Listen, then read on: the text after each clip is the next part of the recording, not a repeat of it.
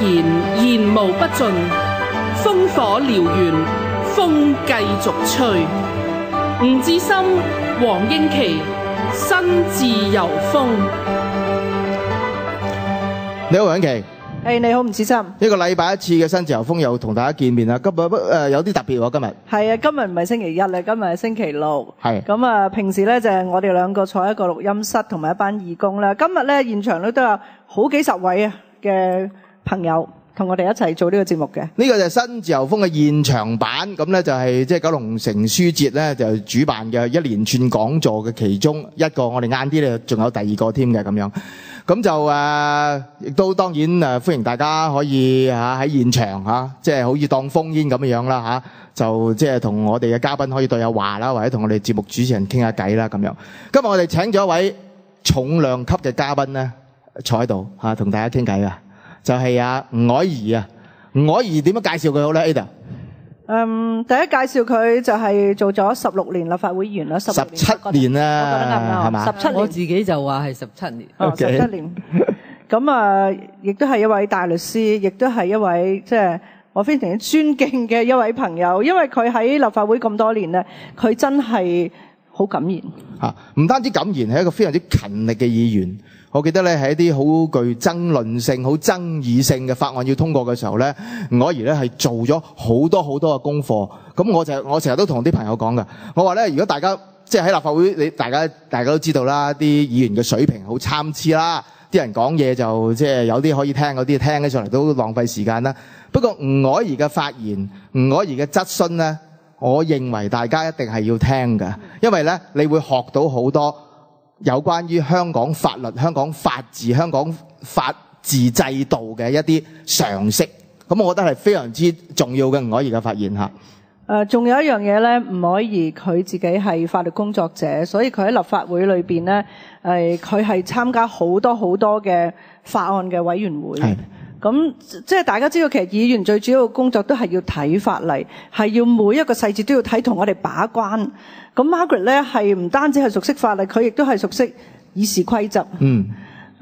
最近我一幕好深刻嘅咧，就係拉布戰啦，去到最後咧，去剪布嗰一刻咧，咁咧就係議事規則出咗問題。我知道 Margaret 咧就係怒氣沖沖咁咧走翻入嚟個議事廳咧，就係掹把劍出嚟，咪住咁樣。咁咧就係要同阿曾鈺成理論，因為佢真係熟悉到咧係我諗，即係你走咗之後咧，好多人咧係好 miss 你㗎。我最近同阿何秀蘭傾過偈，佢話 Margaret 唔喺議會之後咧，而家我哋要特別留神啦，唔可以令到一啲嘢咧係唔覺意俾佢通過。以前 Margaret 會睇到，咁而家 Margaret 走咗之後點算咧？咁所以佢話我自己都要擘隻眼睇多啲啦。咁你話幾犀利啦？吳靄儀咧就喺議會嗰度退咗落嚟啦，做咗17年嘅議員嚇。咁我哋今日咧唔係同佢回顧呢個議會生涯，唔係一個好即係講佢好感性嘅一個訪問，講一個好嚴肅嘅大題目，就係香港法治而家面對嘅危機係乜嘢嘢？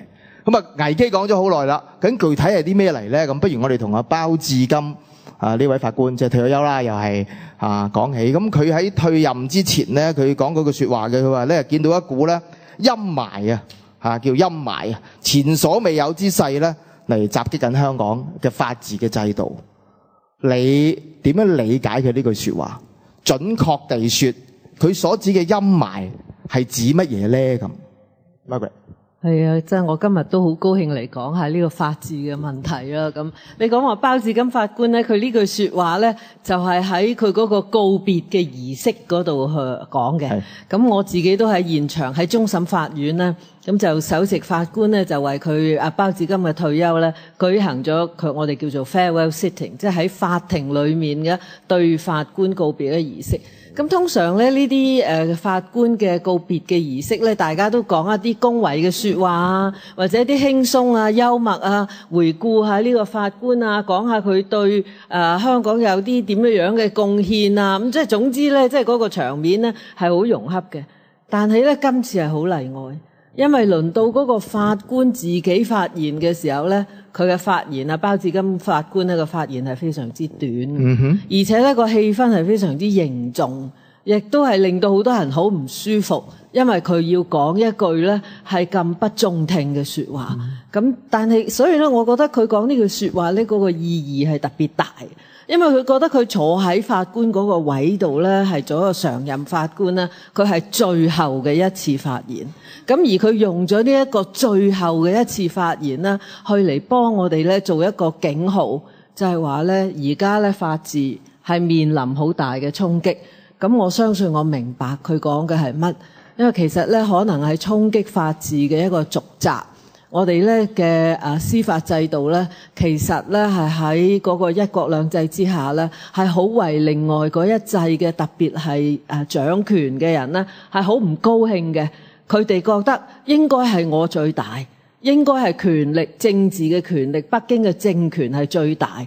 點解你會話法係最大咧？即係我哋講嘅法治咧，如果你了解咧，唔係講話依法辦事或者係依法治國。而係咧，即係話法係最大嘅，所有嘅人都係要聽從法律嘅約束，唔理你係政府也好，你係立法嘅議員也好，你係法官也好，你都要受到法律嘅約束。即係呢一種咁嘅講法咧，係有好多人係好唔中意嘅，覺得法庭係好阻掟嘅，覺得咁多司法覆核咧係挑戰政府嘅權威，甚至咧係挑戰呢一啲北京嘅權威咧。中聯辦權威更加唔使講啦。咁樣樣咧，佢哋覺得係好唔中意。咁咧，所以咧就一路都去自己咧去攻擊。咁我覺得咧，我哋會有另外一場風暴係嚟緊，嗰個序幕咧係已經揭開，所以包致金法官咧先至會利用咧佢喺作為一個法官最後喺法庭上講嘅一次嘢咧，去提醒我哋。咁啊，當然啦，即係法治衝擊法治咧，唔係新嘅事嚇。咁啊，兩位我今日咧就帶咗個漫畫嚟嘅。咁呢一陣咧就可以傳俾大家睇下啦。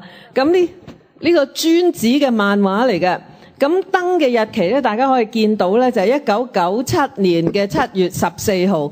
咁啊，你可以見到啦，范徐麗泰咧就喺度撩牙啦。咁佢嗰度寫住咧臨立，即係當時咧係臨立會嘅。咁啊，范徐麗泰咧係做臨立會嘅主席嘅。咁啊，佢咧就將啲法治咧就煮咗一鑊嚟食。咁啊，已經喺度撩緊牙啦。咁我哋呢着住黑袍嘅律師咧，就喺度撈啊，喺嗰啲水嗰度咧試下撈翻，仲剩翻幾多？咁啊，你見到呢個人咧，就拎住一張樣本，寫住法治，睇下我哋咧可以黏翻幾多嘢落去嘅。咁佢諷刺嘅係咩？你可以見到咧，呢個咧可能就係我啦。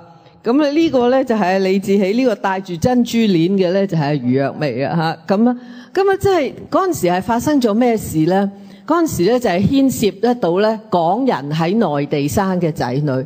我哋喺97之前咧就已經話，喂，呢啲人咧，我哋香港人咧80年代咧有好多內地嘅人嚟到啦，咁佢哋又翻去大陸啦，結婚啦，生咗啲仔啦，嗰啲細路係唔嚟得香港啦。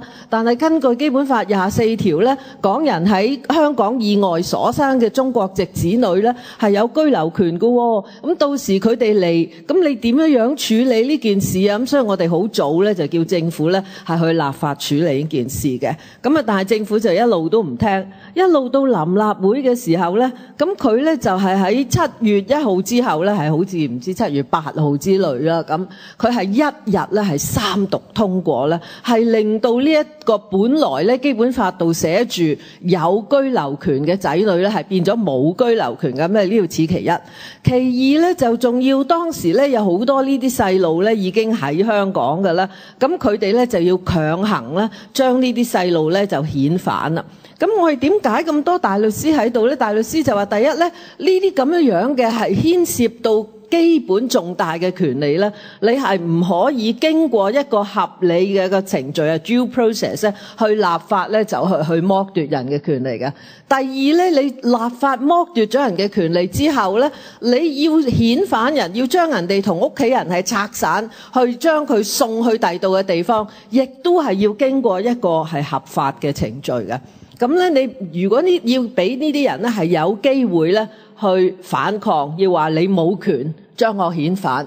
咁樣咧就要喺法庭嗰度咧提出個司法覆核，我哋要申請人身保護令。人身保護令意思咧就即係話佢哋嘅司法覆核係決定之前咧係唔準將佢哋送走嘅咁樣。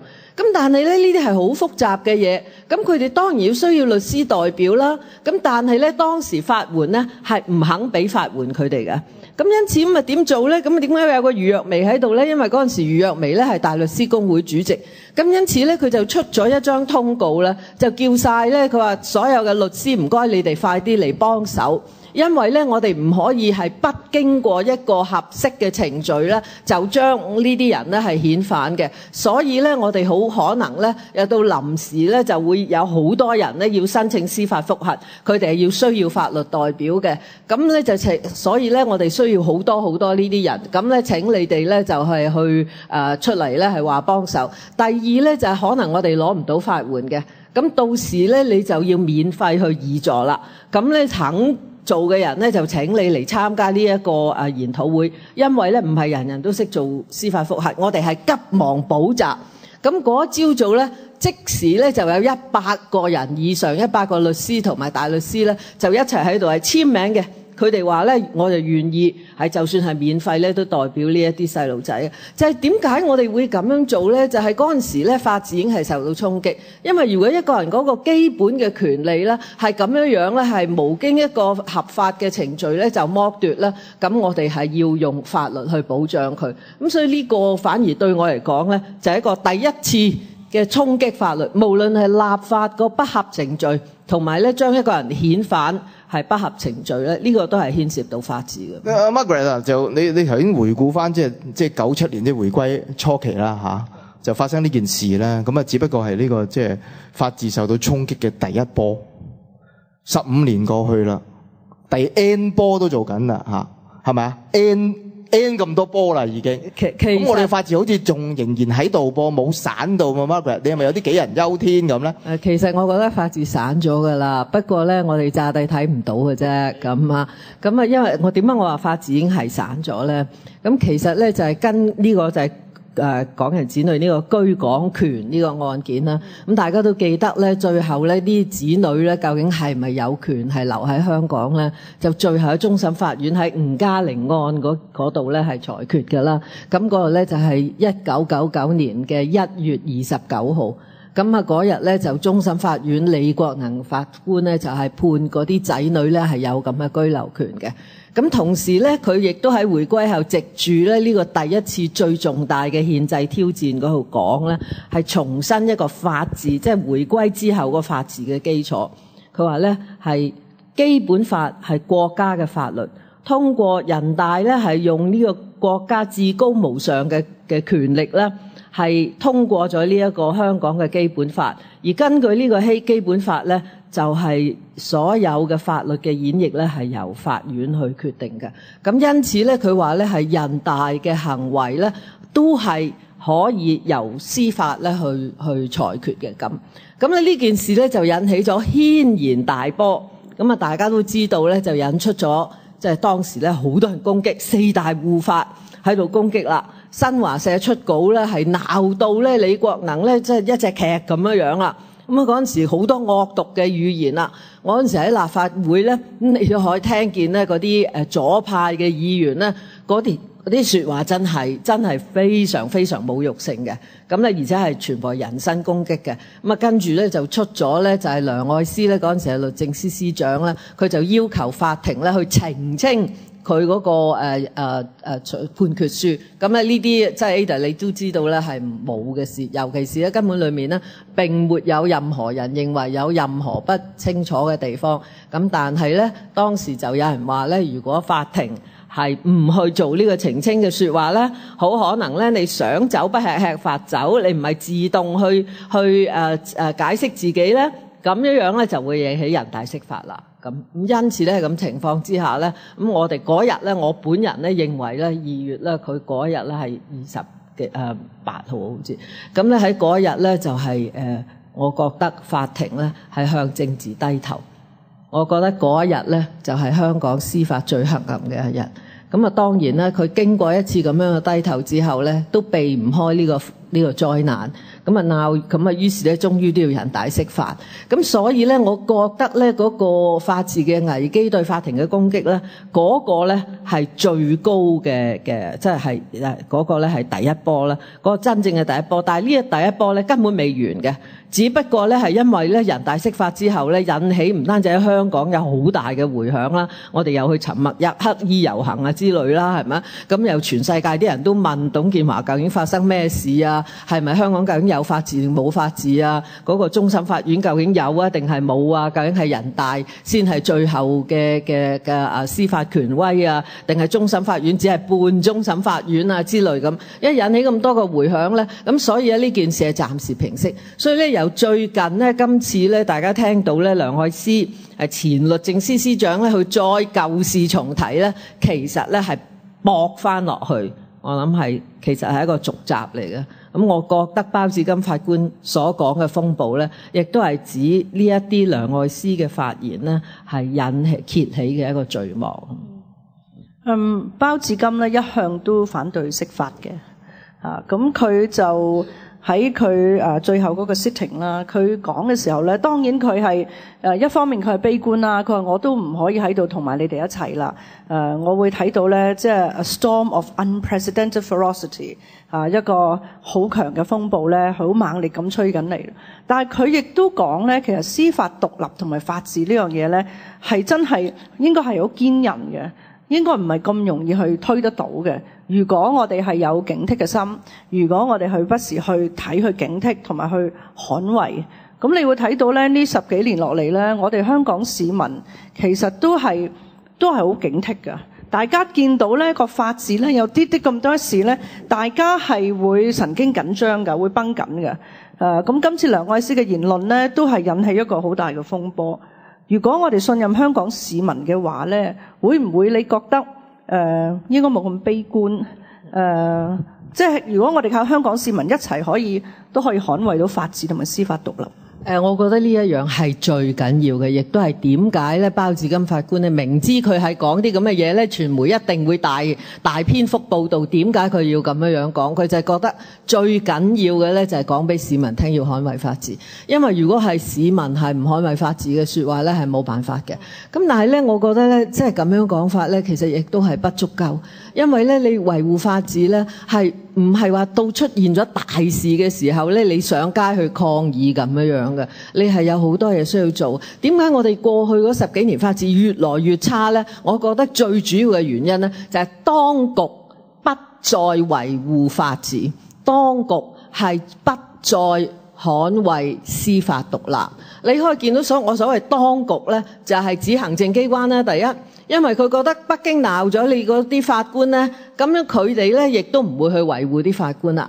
嗱，你睇下咧，當年咧係喺吳嘉玲案出嚟嘅時候咧，當然有好多人話哇咁樣即係子女有居留權，咁豈不是咧係會有好多人湧嚟香港167萬嗰陣時呢個大話未出現，只不過我哋知道好多，即係呢個係後來炮製嘅，係5月即係嗰一年嘅5月咧就開始炮製呢啲咁樣嘅大話。其實直到而家為止都好多人話莊豐源案係判錯咗噶嘛，所以咧就有好多嘅即係叫做而家係雙非啦嚇，雙非嬰兒可以嚟到香港啊。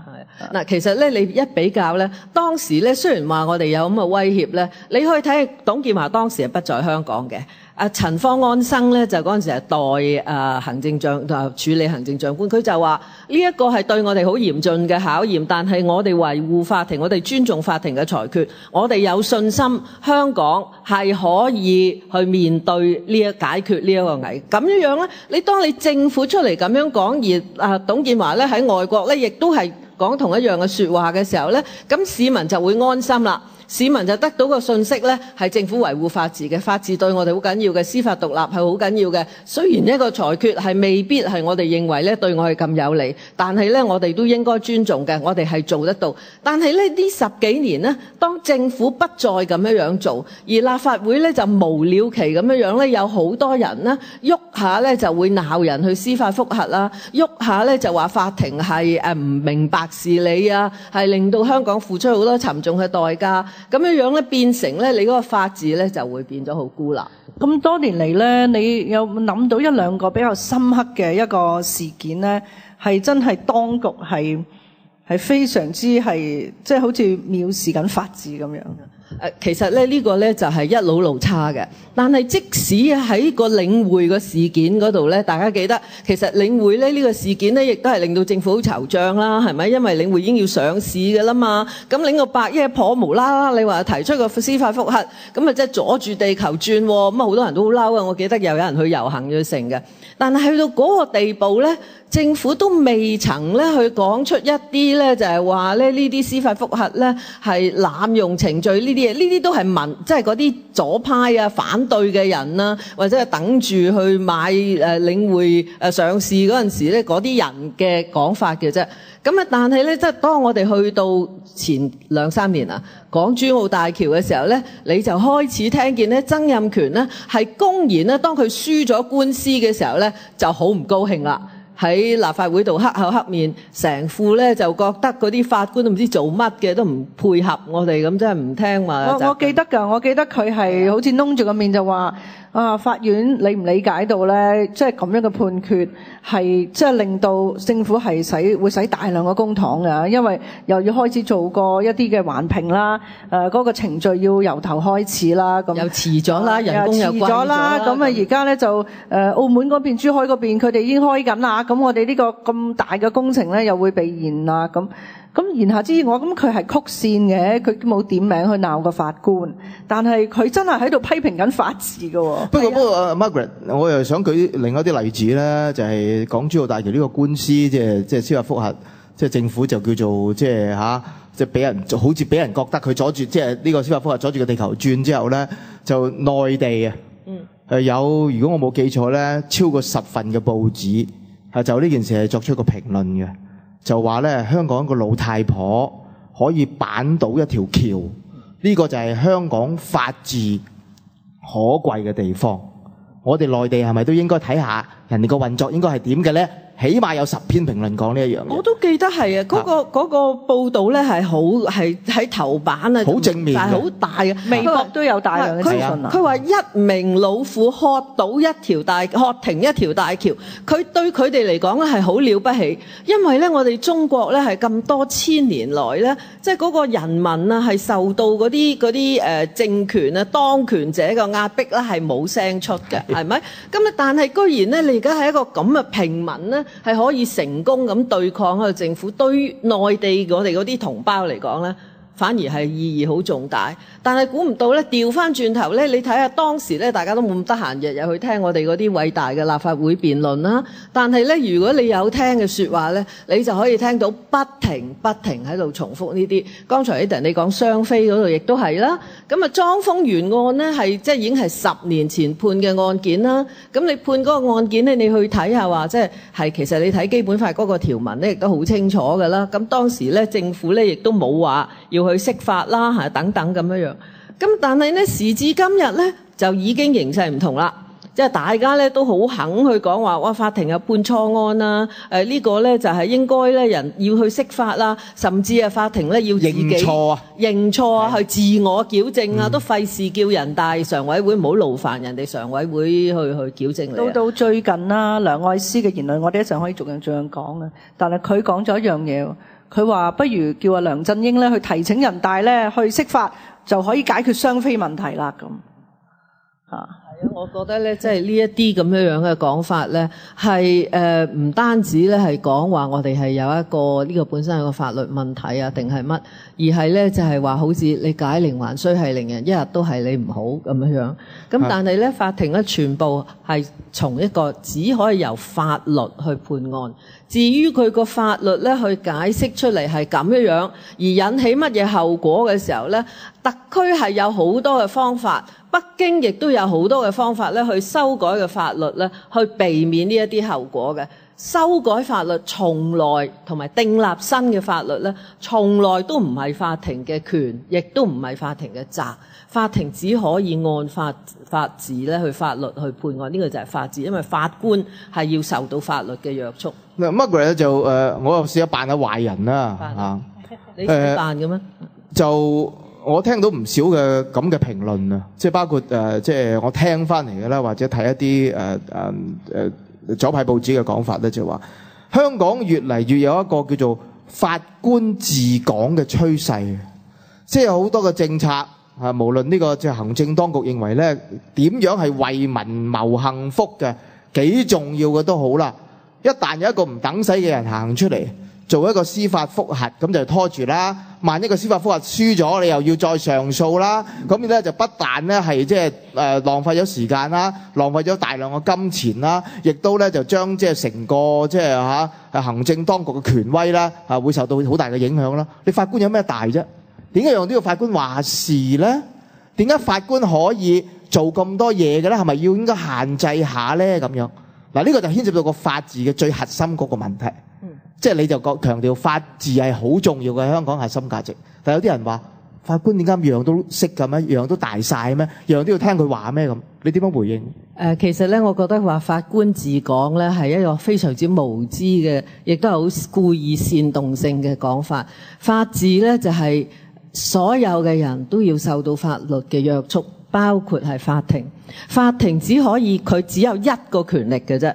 就係解釋法律，喺審理案件嘅過程中咧，係解釋法律，透過解釋法律咧係判斷邊一方係贏，邊一方係輸。呢個係法庭唯一嘅功能，亦都係唯一嘅權利。所以咧，法庭一定要睇你呢一個法律通過嘅係乜咧？譬如我哋聽日通過一啲法律咧，係話咧每人咧都要交10蚊嘅，或者係交5蚊嘅咁樣。法庭冇得去睇住，如果個法律好清楚嘅時候咧，法庭係冇可能話喂，你呢個法律唔多好喎，不如我幫你改善下佢啦。然後我認為咧嗰個後果咧應該係咁嘅，因為如果我按照你呢個法律咁做咧，就對社會唔公平嘅。所以而家我法庭咧，我就要用一個好啲嘅方法去做。法官係冇呢個權力嘅，法官只可以講俾你聽，係話而家通過嘅法律，根據法理嘅解釋個後果係乜嘢。如果你係唔中意呢個後果，你咪去改變個法律咯。你改變咗法律之後，法庭就會按照新嘅法律去作出一個裁決。嗰個裁決，如果佢法庭中意新嘅法律也好，唔中意新嘅法律也好，佢都要按呢個法律去裁決。呢個係司法嘅宣誓嚟㗎。咁咧，所以咧就係我亦都係其實咧，即係我哋喺執業嘅過程裏面咧，我哋都聽見咧有陣時法官咧對於現行嗰一個法例咧係好有微言嘅。最近咧其實隨便諗到嘅一個例子咧就關於係家事法庭裏面嘅，即係話咧如果你喺香港又去打離婚啦，又去搞離婚啦，你喺大陸又去搞離婚啦，咁你知道咧，即係如果喺香港嗰個程序咧，就係法庭咧會宣佈咧你係俾一個臨時性話你已經係離婚，咁啊喺正式生效之前咧，你就會去分家產啊、子女撫養權啊等等咁。咁但係如果喺呢一段時間裏面，你喺大陸嗰度咧已經係通過咗去離婚咧，冇一個婚姻關係咧，香港呢邊嘅法庭咧就唔可以繼續去處理咧你嗰啲分產啊同埋子女撫養權啊呢啲咁嘢啦。咁咧因此咧就係呢我哋嘅法律咧係落後過人哋好多嘅。咁因此咧去到法庭咧，法庭就好猛整。即係話點解你香港呢個法律咁落後，以致到咧呢啲嘢咧係處理唔到咧？咁但係法庭都唔可以話，我唔，所以咧我幫你完善你呢個法律啦。我判咧為咗令到嗰啲子女得益咧，我而家判你咧係可以做，法庭係唔可以咁嘅。絕對唔可以。就係呢個立法會嘅係啦，就因為咧就法庭講咗呢啲說話咧，咁所以咧喺立法會咧就通過咗個法律，修改咗我哋嘅家事法，咁以後法庭裁決嘅時候咧，就可以用新嘅法律。所以法官係唔可以治港嘅，法官只可以判案，只可以按照現行嘅法律去判案。呢個係我覺得成個內地佢哋對法個睇法係真係唔同嘅，即係佢會覺得係法係唔可以凌駕於人，但喺我哋個法同埋法治係凌駕於人，係人人平等，人人喺法律下邊人人平等啊嘛。嗱，如果內地唔明白呢個概念，我哋或者都可以理解啦，即係可以去同佢討論啦。但係如果梁愛詩咧，佢自己都係一個香港嘅律師，佢冇理由唔理解啊！嗱，咁我引述佢一啲嘅說話啊，咁近期佢都好有火啊，唔知係咪即係屈咗好耐啦？咁就喺一個論壇嘅場合咧，咁佢除咗係炮轟啲法官之外咧，佢仲批評㗎嗱，好多嘅批評。佢話法官近年判案嘅時候咧，經常係以個人嘅權利為先，係冇平衡到個人權利同埋公共權利嘅。咁佢話咧，仲有咧就係法庭處理司法覆核嘅時候咧，係較少干預政府行政嘅工作。而家咧，但係而家嘅判決就唔係咁啦。而家判決同佢嘅期望係有差距嘅咁。咁你點樣去回應頭先梁愛詩講，而家法庭判案係咪真係以個人權利為先呢？第一咧就係法治咧係要保障個人嘅權利嘅。其實呢個法治呢個概念係好得意嘅，佢係最中心嘅思想咧，就係要防止任何嘅人或者任何嘅機關咧係權傾天下，係冇嘢可以制衡嘅。咁特別咧，你政府咧又有飛機大炮啦，又有錢啦，又有人馬啦，又等等。咁佢要欺壓良民，就算要欺壓刁民嘅時候咧，我哋係冇得抵抗嘅。咁因此咧，法律咧、法治係要保障個人嘅權利咧，呢個係天經地義。乜嘢叫做人權啦？就係咧，你尤其是咧去到個人嘅權利係面臨政府嗰個違法去踐踏你嘅權利嘅時候咧，只有法庭可以話。但係咧，法庭只可以話政府違法啫喎。法庭係唔可以咧，係去幫你出去打呢個叫行政長官辭職啊，叫佢下台啊，因為法庭係冇呢個咁樣嘅權力嘅咁。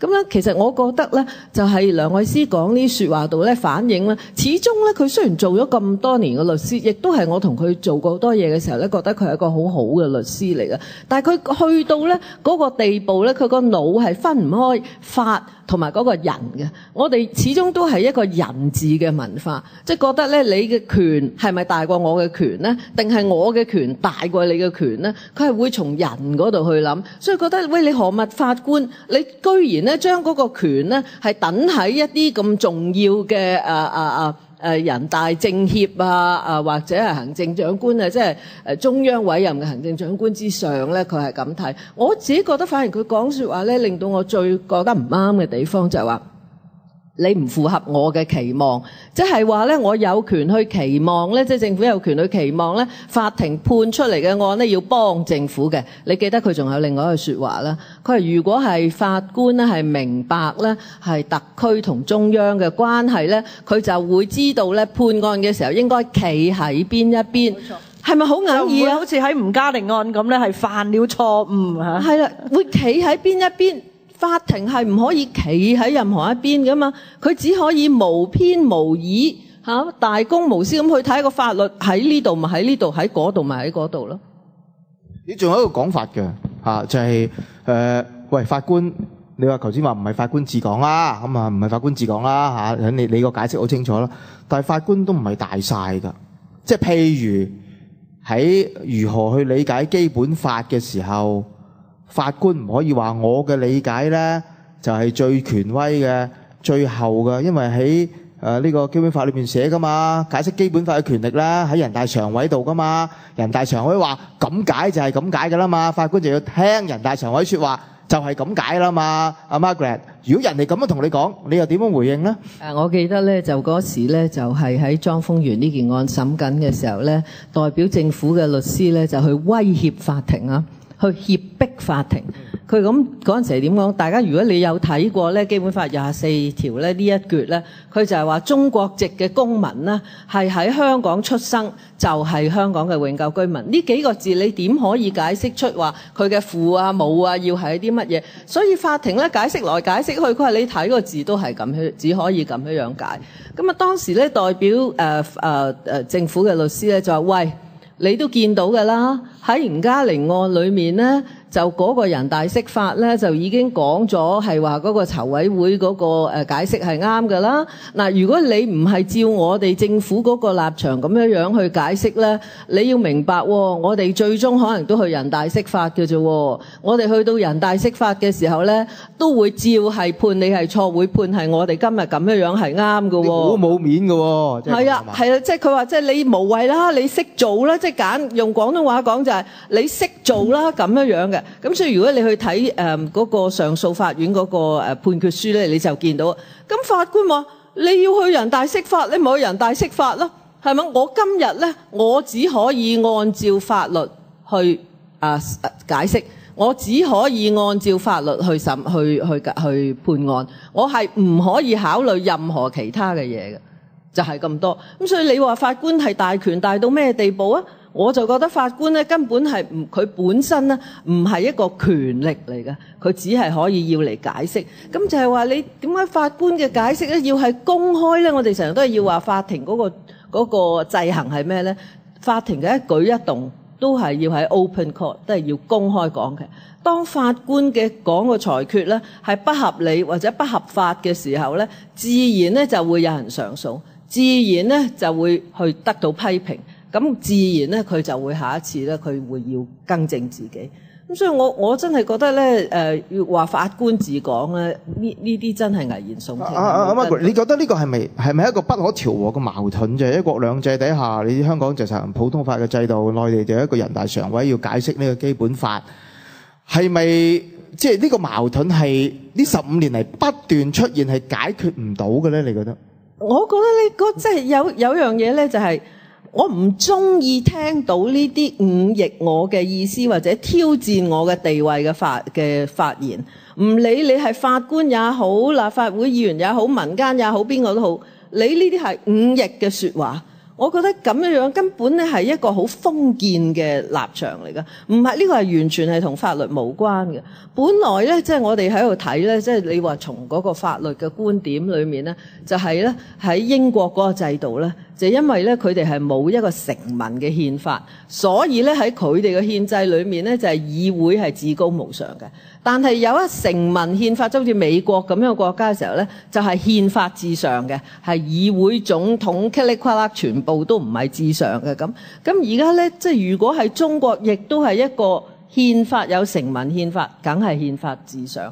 咁以香港嚟講咧，基本法咧係我哋嘅所謂小憲法。咁所以亦都係咧係基本法至上。咁其實咧我哋係都唔好低估咗咧喺香港咧，我哋咁樣堅持法治咧係對內地嗰個影響係乜咧？喺吳嘉玲件案嗰度咧出咗嚟之後咧，其實我哋帶動咗好多內地嘅法律專家好多嘅發展嘅。咁你睇而家有好多書跟住嚟嘅咧，就係佢話憲法嘅司法化，佢即係話我哋有憲法。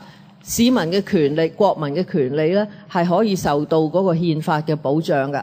但係如果有人踐踏或者係剝奪佢嗰個憲法嘅權利，佢可以點樣做咧？呢個先至係最重心嘅問題嘛。所謂司法化咧，就係呢個人可唔可以去法院嗰度去討還公道咧？要法庭作出一個裁決咧？而呢個裁決咧，如果純粹係法院講咗咧，又唔夠㗎喎。你一定要講咗之後咧，你個行政機關要自動咧去尊重呢個裁決，按照呢個裁決咧，即係依法去依照法庭所解釋嗰個法律咧，去盡佢嘅責任咁先得嘅。咁所以咧喺內地嚟講咧，呢個係一個好長遠路嘅一個發展，但係咧亦都係將中國係帶向呢個法治之路嘅一個重要嘅發展。嗱就我俾台下問問題之前咧，我想問多阿 Margaret 呢個問題。佢咧就喺上幾個禮拜咧就寫咗一篇文喺明報，就話司法獨立咧係最後嘅防線。你認為呢條防線守唔守得住咧？我自己咧點解要咁講咧？因為我係擔心呢條防線係守唔住嘅。我係好擔心呢條防線係守唔住嘅，係因為咧法庭並非孤立，法庭係喺一個社會裏面。如果呢個社會係唔支持司法獨立，係唔支持法治嘅時候咧，呢個法院咧遲早都會妥協。即係咧，好似包致金法官咧，其實佢有一次咧喺記協嗰個週年會議嗰度嗰個宴會嗰度咧就有講過，佢話其實咧法庭啊係好似傳媒一樣，如果你係自我審查嘅說話咧，我哋就冇自由可言，即係冇司法獨立可言，亦都冇新聞自由可言啊。咁但係咧，你當一個社會咧係好着緊嘅法治啊，得法庭咧係要遷就啲權貴而故意模糊含混其詞嘅時候咧，即係市民都會反對。喂，你做乜？咁我哋學院咧，我哋法律學院嗰啲學者咧都會話呢一個裁決好似唔多啱喎，咁佢都會係咁樣講咯。但係咧，當你個社會係不停受到政治影響，而覺得係應該向政治低頭嘅說話咧，咁咧覺得係忠君愛國先係最重要嘅嘢，係講係邊個大啲先係最重要嘅嘢嘅時候咧，咁呢條防線咧就未必會守得住。即係吳志森，我同一啲法律學者講咧，佢提一個意見咧，我覺得係好值得我哋去諗。佢話我哋講法治，香港咧法治嘅嗰個基建啊，係非常之健全啊！我哋有立法嘅程序啦，我哋有法庭啦，我哋有律師啦，我哋有法官啦，甚至我哋好多人講法律，就係一層層嘅法院啦。係啦嚇，但係咧，佢話我哋冇法治嘅文化，我哋法治嘅文化係非常之薄弱。即係話咧，譬如我哋係去到係咪可以即係認真對待咧？即係譬如話你去法庭去做一個司法覆核，而嗰個法庭係按照現在個法庭個法律去裁決咧，出嚟個後果係你要付出沉重嘅代價，係你唔中意嘅時候，你係咪仍然都堅持維護法治咧？定係你話唔得啊？我覺得呢個後果唔好。我就唔要啦，我就唔要啦。但係確實咧，近期嘅一啲司法覆核事件咧，係令到個社會係對呢個睇法有分化。例如外傭居權案，係啦，例如外傭係嘛？例如港珠澳大橋，係啊。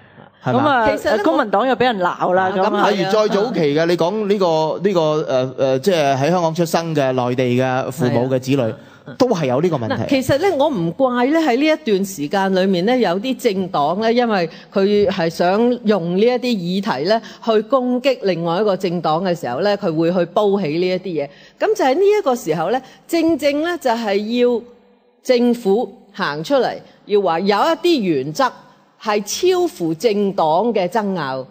即係譬如話，每一個人都應該有權得到法律代表，每一個人都有權將佢哋嗰個問題咧去訴諸法院，即係呢一啲咧係唔可以爭拗嘅，唔可以攻擊嘅。你唔可以攻擊一個人，點解佢會將其實司法覆核係咩啫？司法覆核係法庭只裁決一樣嘢啫嘛。如果我去告政府，法庭只裁決一樣嘢，就係政府究竟有冇違法。咁如果你係話反對，為咗你唔中意個後果或者可能嘅後果，你覺得人不應該去提呢一個司法覆核嘅時候，你意思即係話咧，唔理政府係合法又好，不合法又好啦，總之你唔好告佢啦，因為萬一佢如果係真係不合法咧，咁啊大件事啦。因為不合法嘅時候咧，咁佢就會輸，佢輸咧就會付出代價，咁我哋就要付出代價噶啦。所以咧，我哋係不會容許你去提出呢個訴訟。不會容許任何人呢係代表你打呢一個官司，即係呢一啲咁樣嘅概念呢，係直接係攻擊係嗰個法治嘅根源。而我哋為咗政治嘅理由，係當唔同嘅政黨係利用呢啲議題，而政府呢，甚至係律政司司長呢，都係即係律政司司長後來有講嘢啦，隔咗好耐有講嘢啦，但係都係細細聲講咁樣呢，我覺得法治守呢個防線。守唔守得到咧，就真係好成問題。好啦，咁啊，差唔多去到一半以上啦。我哋呢個講座啊，或者呢個節目，我哋喺座位上面嘅朋友有冇興趣問下問題咁咧？好深咁喎，嗰啲問題。參與個討論。冇啊？有嘅。好，有。兩位，俾個咪佢。係，請講。係咁今日個議題係法治危機啦。咁我就認為其實個名就可能都有少少改錯啦。機我就真係見唔到。咁應該係香港法治危，咁就完啦。咁因為頭先啱啱都有提到咧，就譬如外傭居港權案啊之類咁樣嘅事情。公民黨喺即係雖然唔想話即係升到去政治嘅層次嗰度，但係咧公民黨都喺因為呢啲事件咧。都付上咗沉重嘅代價。咁我認為咧，香港法治嘅危咧，其實就係民粹主義。基本上，你睇下而家個議會已經變成點樣啦，係已經唔再有任何即係實際嘅權力㗎啦嚇，只係一個橡皮圖章。咁你見即係其實如果佢哋已經係有呢一個權力去即係去修法啊之類咁樣，咁到時咧修完法之後咧，其實嗰個法庭咧已經係冇乜用噶啦，我覺得。咁所以如果頭先啱啱即係好似主持咁講話啊，其實咧每次一有呢啲事情咧，好多人上街啊不滿啊，咁其實我哋都仲有即係好優秀嘅市民咧去維護法治嘅。咁我諗喺一個民粹嘅威脅入邊咧，其實香港嘅法治咧，其實已經咧係基本上係已經滅亡咗或者消失咗啦。唔知幾位對呢一樣嘢有咩睇法咧？呢位朋友問埋先好嘛？或者係發表咗佢嘅意見先，咁我哋一並回應嚇。法治咧係香港嘅一個好重要嘅核心價值。咁我哋都睇到一樣嘢咧，就係話，好似頭先我哋觀眾咁講，喺政府依家係挑起好多嘅民粹，喺好多嘅法律嘅議題上邊係挑起好多嘅民粹，好似頭先講緊嘅呢個外傭啦。佢哋係會講緊，喂，內容嚟緊會對香港有幾多負面嘅影響？呢個雙非嘅問題咧，梁振英可以同我哋講話，就算小朋友喺香港出生咗，我都唔擔保佢會有居港權。咁其實既然法律上面係賦予咗呢啲小朋友係有香港嘅居港權嘅話，而梁振英可以話佢唔俾佢嘅話，咁呢個咪已經公然去挑戰香港嘅法律咧？咁但係呢樣嘢又會得到好多廣大嘅市民支持喎，因為怕咗好多嘅小朋友嚟香港，或者香港生小朋友。咁其實政府做緊係好多類似咁嘅嘢。咁我哋即係我哋可以做啲乜嘢，俾翻一個正確嘅觀念，係俾香港嘅市民去睇到，喂，法律應該係依照翻個法律去行，因為呢樣嘢係保障緊你同我或者香港每一個市民嗰個基本嘅權利嘅。係後邊仲有一位朋友。我想講咧，我成日覺得就係，即係我哋嚟得呢一度聽嗰啲大部分都關心呢個議題，咁但係其實最大嘅問題咧就係好多人係唔關心呢個議題，即係佢哋，即係我唔知點樣去喚醒到身邊嘅人，佢哋即係佢哋根本我哋好即係覺得呢個好嚴重嘅問題嚟噶嘛，但係其實我唔知可以做到啲乜嘢能夠令多啲人去關心嘅議題，我哋都即係嗰個選出嚟嘅議員，即係我哋已經係廢咗武功，可以咁講。我哋即係咪好似話要走上街去做啲激烈嘅行為先可以改變到呢個問題，或者保障到呢樣嘢咧？即係我睇唔到，即係有啲咩出路？即係咪要好激烈走出嚟去抗爭啦？我又覺得，即係我本身又唔係咁嘅人，但係即係響 between 中間裏邊，其實我哋可以做到啲乜嘢？我發覺呢個先係即係好緊要。Okay，阿 Margaret， 你覺得係點咧？我好多謝呢幾位朋友提出呢幾個睇法啦嚇，咁我係絕對同意嘅。但係我覺得咧係我哋而家面臨個法治最危嘅地方係咩咧？我因話會有機㗎嚇，咁咧即係最危嘅地方其實係無知同埋無力，亦都係講係無良啊！即係其實咧，因為最容易，其實咧，你如果譬如話好似大家好關心啦，哇！如果你係嗰啲菲傭咧、外傭咧係有居港權嘅時候，可以攞到居港權嘅時候，咁我哋豈不是會有幾十萬嘅外傭嚟到咁嚇？嗱，法律唔係咁嘅，但係假定係照現在嘅法律咧，就係話每個外傭咧，總之你做滿7年咧，你就可以申請去入籍啦，咁可以攞永久居留權啦。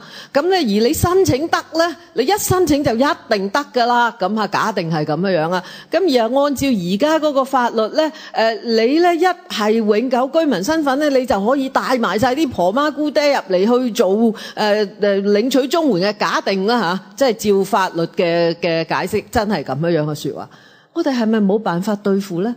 我哋絕對唔係冇辦法對付㗎喎。如果因為立法會係通過咗啲法律咧，係有咁樣嘅係始料非及嘅後果嘅時候咧，我哋係有絕對有所有需要嘅權力啦，去改變我哋嘅法律，改變我哋嘅政策，或者咧我哋咧就會限制外傭嘅嚟香港啦，或者咧我哋咧就唔俾佢喺度7年啦，或者我哋咧就改變咧係乜嘢人咧可以帶嗰啲即係所謂家屬啊，即係 dependent 啊，要依靠佢哋嘅人嚟香港，我哋係可以有本事做得到嘅。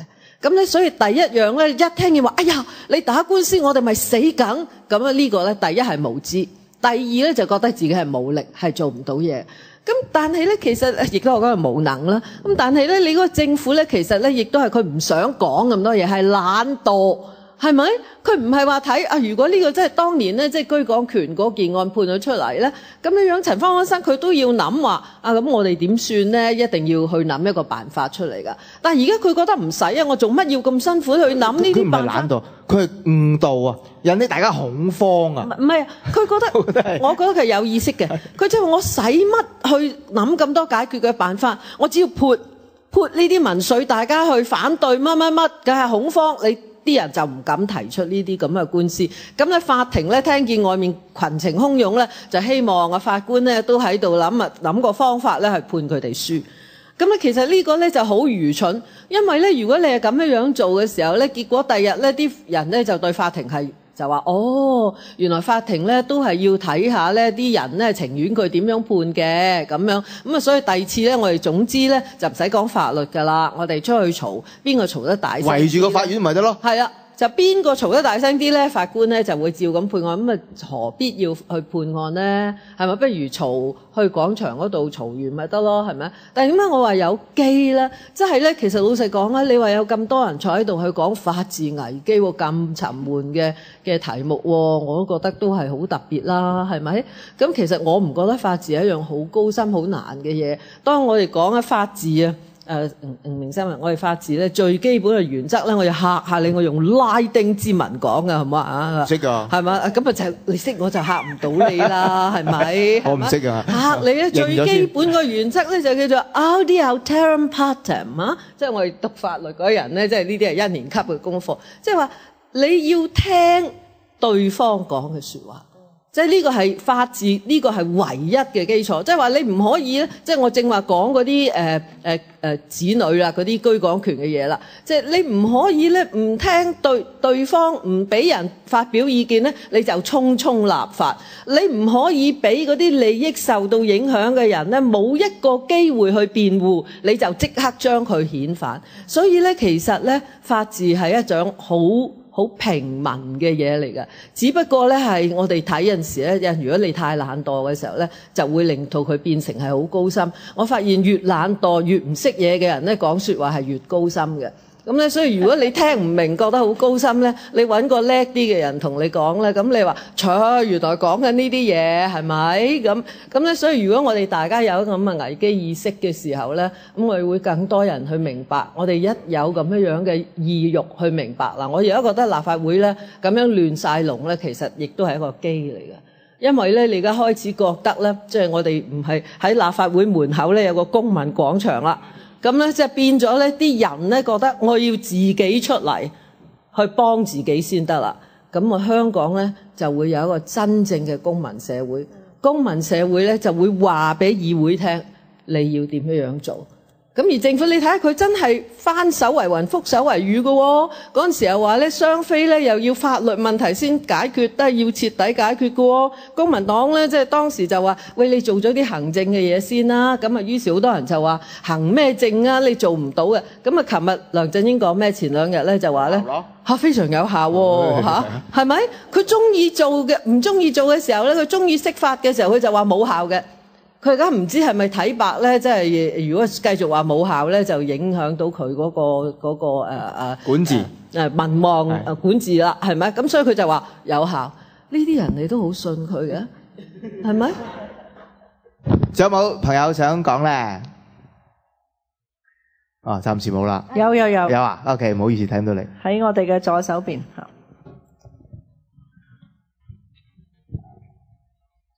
OK， 請講啊。Hello，呢個議題其實我唔係好熟啦，咁有啲咩錯請你指正啦。你放膽講得㗎啦，係啊。其實我比較想知道你對呢個包致金法官呢個事件嘅睇法。即係照我所知啦，咁包致金多次佢喺傳媒面前都咁講話，佢其實係肯留任呢個終審法院常任法官嘅。佢係65歲啦，照我知道係啦，佢係要退休㗎啦。但係佢係肯留任嘅。佢話如果有人邀請佢嘅話，咁但係照我記得咧，佢係最後係另外一個上訴庭嘅法官去取代咗佢，成為一個終審法院常任法官咁樣。咁我想問，其實你會唔會 consider 呢個係一個政治？我補充少少啊。第一咧就有人問過你係咪被退休？尋日好似尋日問㗎。佢話呢個字都用得幾好嚇，係咪被退休？第二咧就係接任佢嗰人咧，比佢年紀係大一啲㗎嚇，咁所以呢個有一個好奇怪嘅現象。咁啊，你係業界人士，你有內幕消息講下。我哋咧就冇內幕消息嘅，因為咧呢個咧就係嗰個立法會咧係司法及法律事務委員會咧，即係呢一屆之前咧，事實上咧係我哋問過嘅。因為咧，我哋覺得咧，呢個係市民咧係好關心嘅一個議題，係咪？即係如果你係話個法官咧係已經到退休年齡啦，咁咧因為年齡嘅緣故咧，咁啊退休咁嚇，咁點解如果係為年齡嘅，唔係為你唔中意佢嗰啲案不中聽嘅，係咪？咁你去揾個另外一個法官嚟，咁但係嗰個法官又老過佢喎，咁仲得了嘅，咁啊真係證明你講大話啦，咁嚇，咁所以呢個係市民好關心嘅，咁因此咧。咁我哋就要求咧，係佢哋去解釋一下咧，即係當然咧係司法人員嘅任命啦，係立法會係唔可以過問嘅，就係因為咧我哋係有按照基本法咧係司法邊個法官係任命啦，係有個獨立嘅委員會去推薦，連特首咧都唔可以去左右嘅嚇。咁啊，所以如果立法局咧喺度或者立法會咧喺度結吉。嗰個話邊個法官應該委任，邊個法官唔應該委任咧？呢啲我哋係唔應該做嘅。但係咧，我哋係要有權咧去解釋話呢個係市民好關心嘅，佢係點樣咧？咁啊，當時咧佢個解釋咧就係咁樣嘅。佢話第一咧，即係你要分開幾橛嚟睇嘅。第一咧就係一個法官到咗退休年齡嘅時候咧，咁佢咧就正常就應該退休噶啦。咁包致金法官就到咗呢個年齡噶啦。咁第二步咧，你就會問係咪有咩理由咧係想佢留任咧？如果係想佢留任嘅説話咧，係可以俾佢留任延任2年嘅咁。咁佢話佢哋咧就冇諗到原因咧係要將佢留任嘅啊。咁另外嗰一位法官咧又點樣？其實另外嗰位法官咧我都好熟嘅，鄧國楨咧，我哋都好熟啊，鄧國楨大法官嘅。咁咧佢咧就係第一咧佢就喺上訴庭。咁啊，所以咧佢就到咗退休嘅年齡咁滯嘅時候咧，咁就喺佢嗰個情況之下咧，就問係咪有理由咧係要佢去延任咧？咁當時咧就係話要延任嘅。咁所以佢延任咗之後咧，就不再問呢個年齡嘅問題㗎啦。咁我哋咧業界嘅人咧就諗出一個好黑心嘅理由啊，就因為咧你知道咧，而家我哋終審法院嗰度嗰4位常任嘅法官裏面咧，就只有1位咧係可以書寫同埋睇同埋講中文嘅，呢一個咧就係陳兆愷大法官啊，你記得佢啦嘛？咁啊，陳兆愷大法官咧就嚟要退休啦。咁咧，所以咧，即係如果你係冇一個終審法院嘅大法官咧，亦都係可以代替喺呢個語文上代替咧，咁咧就會係有咁問題啦。咁啊，包致金因此要讓路咁咯噃。其實唔可以講佢嚴格嚟講就唔可以講話係佢讓路嘅，係咪？嚴格嚟講咧，就係佢退休係佢嘅事。咁咧，你係問佢退休究竟係咪有正常嘅道理要佢退休咧？咁你另外問我被委任另外呢一位大法官，咁係咪有任何嘅理由係唔應該委任佢做大法官咧？咁如果你係包致金法官係冇咩理由係要延任，而另外一位法官係冇乜理由係唔俾佢去即係唔委任佢咧。咁咧而家事實上咧就係咁。不過咧，我最後想講一樣嘢咧，即係我哋覺得有啲人咧提出嚟問，就係因為包致金法官咧佢個判決咧好多時都係比較開明啊，比較重人權啦。咁而咧有好多人咧就覺得係鄧國楨法官咧嗰啲判決咧個取態係比較保守嘅。但我覺得咧最主要嘅咧就係大家去睇嗰個判決書裏面咧嗰啲理據係唔係能夠服人？咁咧呢個先係最重要。我真係好贊成咧，大家盡量去睇多啲呢一啲嘅判決書，因為事實上咧，法官個判決咧，除咗有啲好嗰啲商業嘅案件之外咧，其實係應該所有人都睇得懂嘅。其實好好睇嘅，其實即係當然有時啲英文都幾深嘅，但係個邏輯咧，英文寫得好靚嘅，好靚。個邏輯係一定要學嘅，即係法律係講邏輯㗎嘛，係嘛？咁啊好嚴謹嘅一個一個邏輯，即係一路咁推你落去，嗰啲論點咧，大家可以攆下咧，係相當有趣嘅。喂，不如講下人啦，我又問下人啦，講人大家有興趣啲啊，會唔會啊？袁國強律政司司長曾經做過一個地方嘅政協。當佢做大律師公會主席嘅時候，咁啊引起社會好大嘅反響。後來佢話：而家做律政司長咧，我唔做㗎啦，嗰個政協咁樣冇做啦，係咪遲咗啦咁？有好多人話咧，即係政府部門好多官都染紅咗啦，所謂染紅咗啦。我留意到袁國強嘅言論咧，佢譬如佢評下梁愛詩就話：大家唔使驚，香港嘅司法獨立咧，唔會因為一兩個人嘅説話咧受到啲咩衝擊同影響嘅。個個法官有自己嘅獨立嘅思考嘅能力嘅咁樣。我想問下你個人對袁國強有冇信心咧？我首先想回應咗個你冇叫我回應嗰樣嘢先啦嚇，即係話咧因為咧司法獨立咧係好堅強嘅，咁所以咧你鬧佢都冇所謂咧，所以我咧就日日去鬧佢。我覺得呢一種咁嘅邏輯咧，簡直係真係好神經㗎，係咪？咁咧即係其實而且咧，你話係梁愛詩有言論自由，咁當然佢有言論自由啦。佢講啲嘢啱聽與唔啱聽，佢都有自由講啦。咁但係你梁振英咧，你行政長官嚟㗎嘛，你應該咧係維護香港嗰個核心價值㗎嘛。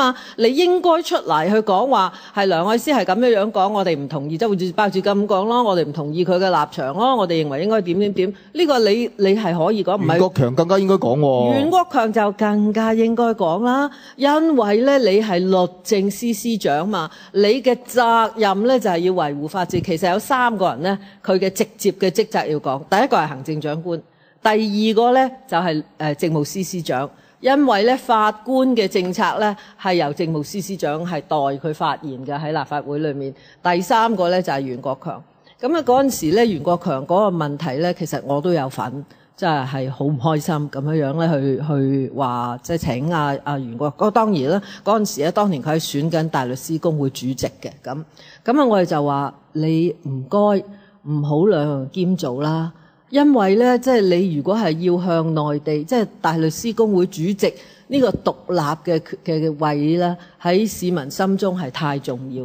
如果你係有另外政治嘅一頂帽啦，係會影響你嘅公信力，係會影響你嘅獨立嘅地位嘅。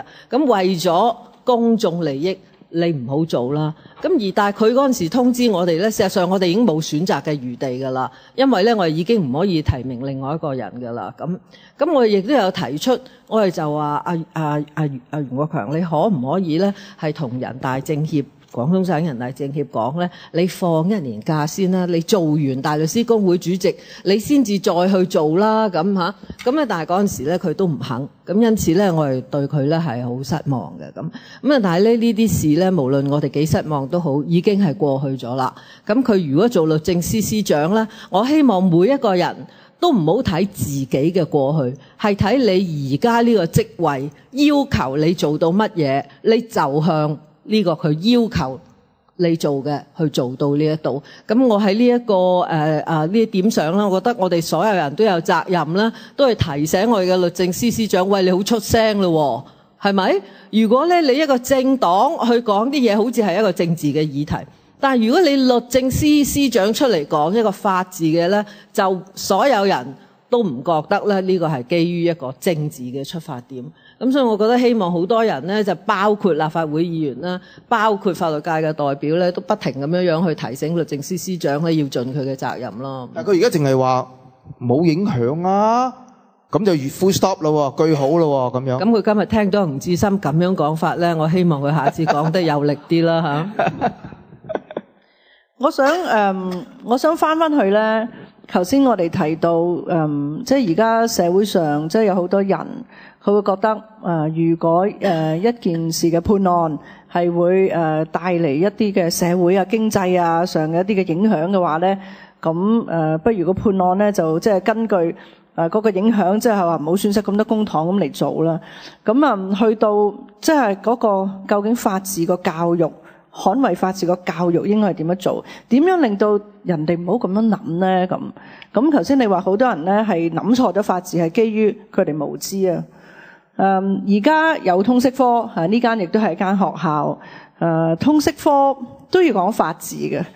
咁咧，我今朝早咧我就特登上網抄嘅，咁咧就揾到一個咧就叫呢啲通識小百科。嗱，我唔知道係咪有好多小百科噶啦，但係呢個小百科咧就即係佢咧就好奇怪嘅，佢係會嗱佢係喺度講咧唔同嘅案，由吳嘉玲案、莊豐源案，講到雙非嘅問題，講到外傭居港權，講到港珠澳大橋，講到基本法，講到我哋香港嘅法律嘅模式。嗱，我而家好快嘅啫，幾行嘅啫。佢話咧，同學咧可以去諗下咧，如果我哋既要考慮基本法喺香港特區法律體系中憲法性嘅地位，亦都要重視基本法主要係用內地嘅法律模式同埋法律思維表述嘅法律文本背景呢，如果我哋睇基本法嘅條文冇顧及兩地法律體系、法律理念、法律思維方式、法律解釋方法同埋政治制度嘅現實，而單純用普通法習慣嘅理念同埋方法審視同埋解釋基本法，相信係會帶嚟更多法律上嘅爭議嘅。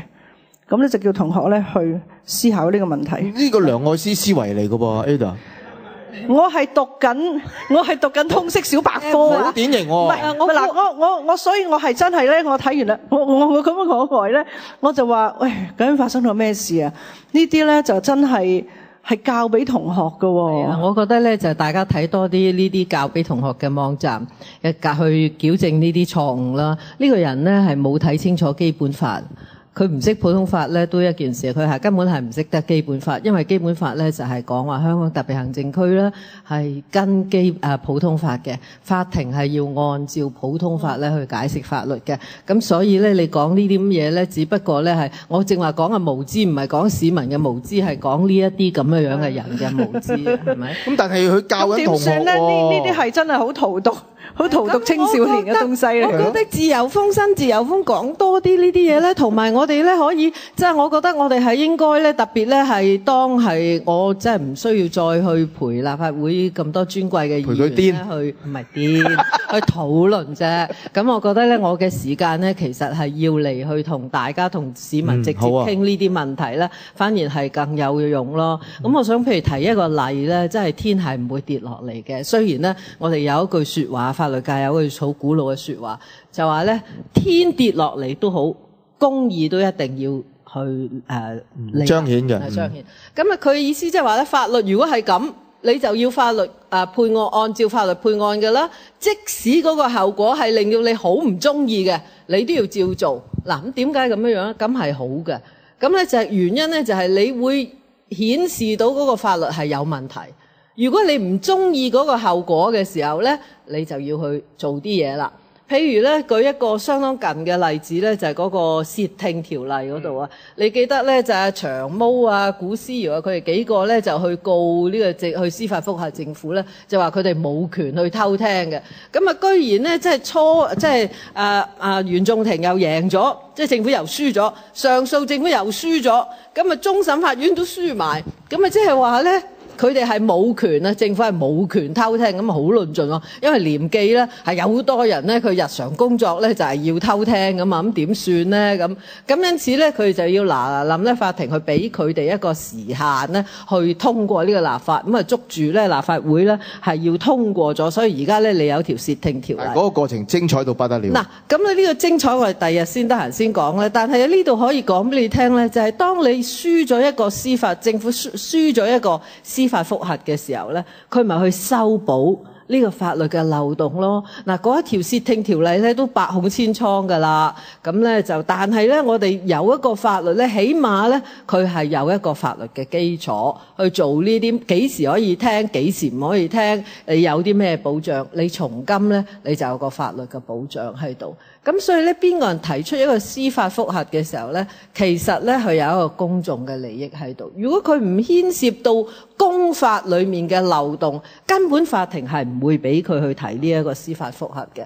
咁所以聽見司法覆核嗰啲人咧就話：呢啲係製造麻煩嘅人咧。咁呢啲人咧就真係唔了解到啊！我哋即係好似你去睇醫生，咁你話：喂，呢個醫生，喂，我俾錢你㗎喎，做咩你話我病啊？做咩你講埋晒啲咁樣嘅嘢，我都唔中意聽啊嚇！你又話我食得太多糖，又話我食得太多脂肪嚇，我而家俾錢你㗎喎，做咩你講埋啲咁嘅嘢俾我聽？特別你去睇牙醫，個牙醫又話：喂，做乜你一日唔刷多幾次牙？咁你話你而家批評我啊？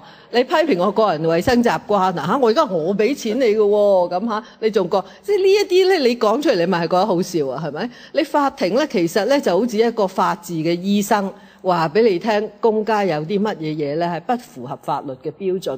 咁你聞過則怒咁啊點得嘅咧？係嘛？即係你應該係話啊，我真係有嘢做得唔夠好喎，咁樣咯。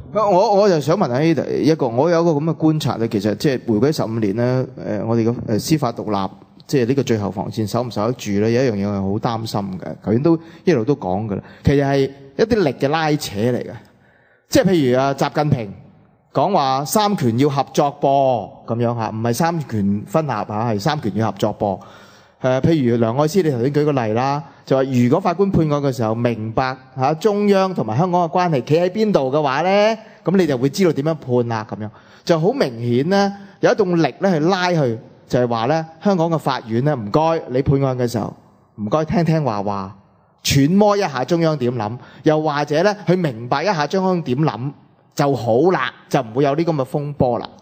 好啦，我想問咧就係頭先你評過袁國強啦，我問佢有冇染紅啦，你冇直接答我啊嚇。有冇法官咧，或者係好高級嘅法官？坦白啲講啦，譬如馬道立咁樣，有冇染紅咧？有冇聽呢啲説話而去判案咧？有冇呢咁嘅傾向咧？你點睇？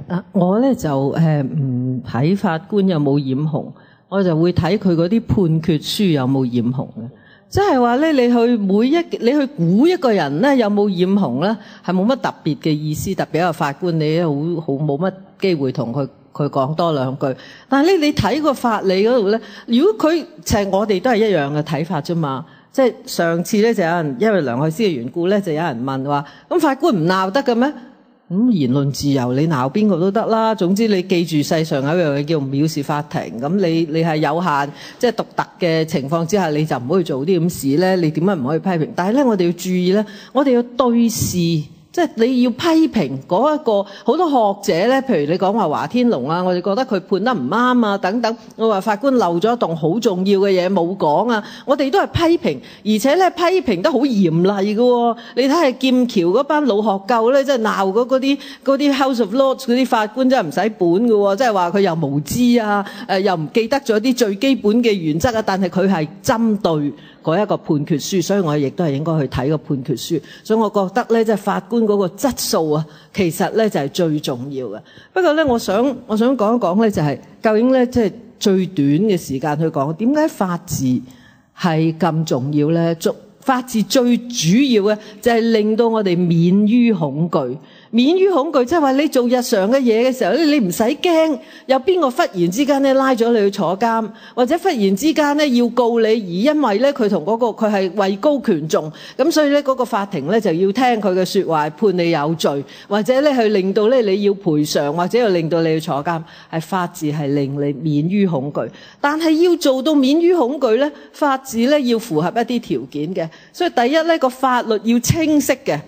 立嗰個法咧係要有一個適當嘅過程，大家可以喺個過程度講話，喂，你漏咗啲乜嘢，你冇做到啲乜嘢嘢，我有啲乜嘢受到影響。立法嘅過程要係透明嘅，立嘅法律咧係要明確嘅，係要公平嘅，係要維護人權嘅，執行嘅時候有程序嘅。你要有啲咁樣嘅符合嘅條件咧，法律要符合呢啲條件咧，咁然後咧我哋先可以講法治。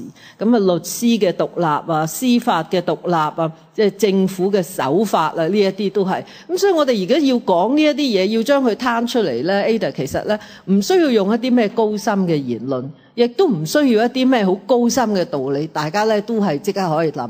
你諗下呢個人大釋法，如果基本法咧就平四例六話俾你聽，呢樣又受保護，嗰樣又受保護，政府又唔準做呢樣又唔準做嗰樣，條文咧就好到不得了喎。咁但係去到人大常委會個人大話，我話唔係咁意思嘅，我呢度雖然話係咁講，但係我話呢個意思係啱啱相反，而我話嗰個相反咧先至係最權威嘅。咁你要本基本法嚟做咩咧？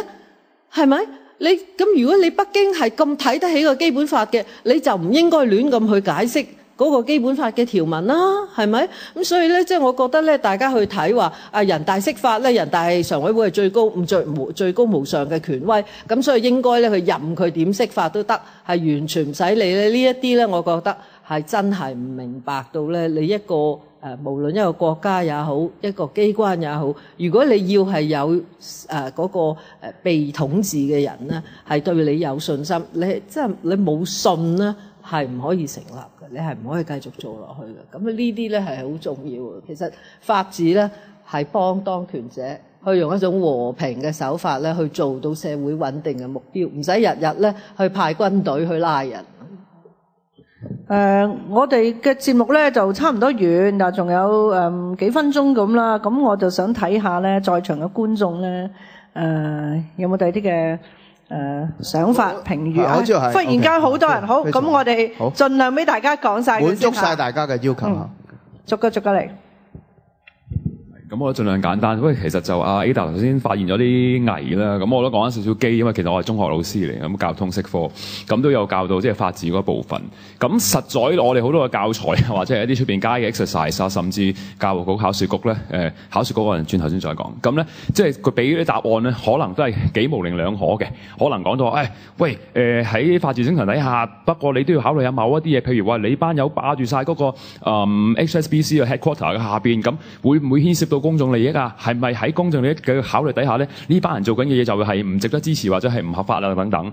咁當然作為一個老師，我會話俾佢聽，邊啲 point 可能都係攞到分嘅咁各樣。但係喺嗰一刻好開心㗎喎，啲同學仔會話：呢啲邊係 point 嚟嘅啫？我哋係咪應該法治精神底下睇下係唔係合法？係咪法律條文係咁樣寫？佢錯咪錯，啱咪啱咯，講咩眾利益啫？原來係有機㗎，Ada 唔使太擔心。我哋學生係反而喺嗰位平時佢哋就唔好理咁咯。到嗰位佢哋唔知點解覺得好想去發聲。其實佢哋有冇參與啊？所以即係有自己有利益喺度啊？唔知咧，有部分同學都喺度。咁但係考試局嗰度咧，我唔知你有冇聽過一條即係關於嗰個第3條跑道嗰條嘅試題，今年出咗嘅。條問題第一條個 A part 就係問同學仔，即係喂喺呢啲咁樣嘅transport 嘅 infrastructure 嗰個嘅建構裏邊咧，應該係咪應該要考慮呢個嘅公眾利益優於或者係先於呢個個人利益？但係佢係即係將你哋啊或者係婆婆或者其他呢啲人嘅 concern 描繪成個人利益。而答案其中一個 point 係話咩啊？其中一個 point 就話例如咧，佢就話其實咧呢啲咁嘅 project 咧，公眾得到利益咧，例如香港可以發展啦，好多就業啦，好多嘅即係 GDP 嘅上升啦，你嘈緊嗰班友有份得益噶嘛？咁呢個係一個 point 嚟嘅喎，我覺得係好可怕，即係學生。